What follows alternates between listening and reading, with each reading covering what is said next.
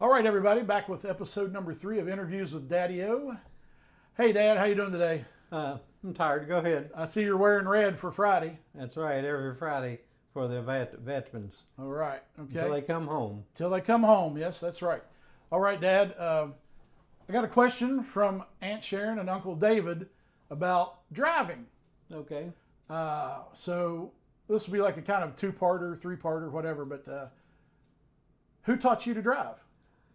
Wesley, older brother, taught me how to drive. And the extent of it was Dad didn't have the patience to teach me.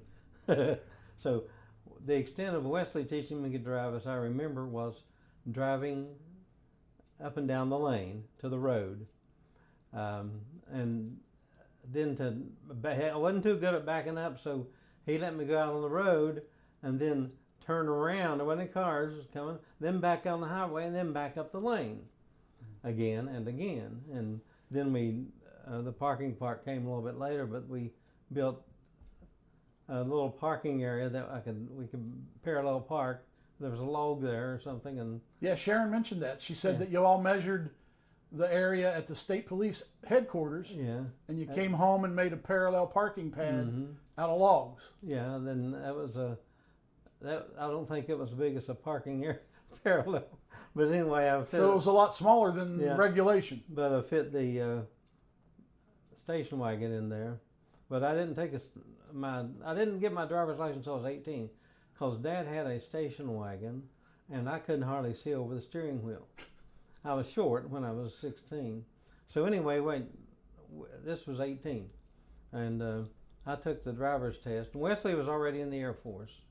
After this, I took when I was 18, and I took the driver's test in Aunt Audrey's car, Chevy. I think it was a 57 Chevy. And we went and Paul Carter went with me. He already had his, and we went to South Charleston. And that was quite a haul back then, wasn't it? Yeah, that was the first time I took a driver's test, and that was the first time I failed. The state police tricked me, I would call it.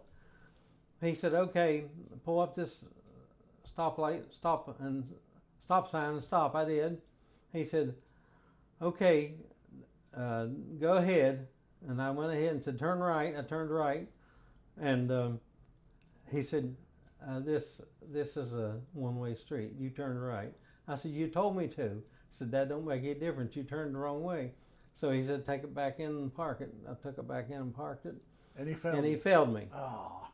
So then we went to Spencer. I went to Spencer for the next test, like 2 weeks later, maybe. I already passed the written test. So we went, Spencer was going up a hill, and that's the first time I ever drove on a hill. We drove up on the hill. This is my memory now. And he said, "Okay, this road right here on the right coming up," said, "pull in there and turn around and go back down the hill." Again, I pulled in there and turned around and go back down the hill. He failed me.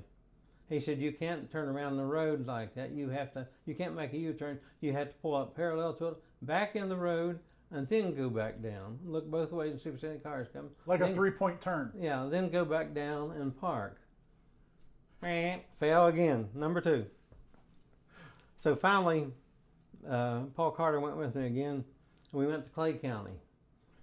And it was the parking area. I went up the hill. I just went up a couple blocks, and I knew how to pull up in the lane.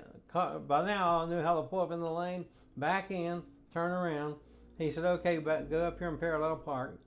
And the parking spot was about 1.5 times as much as state police. So I pulled in there, then got to the front, then I backed in and parallel park, pulled forward again. I had a lot of room. So I passed after the third time.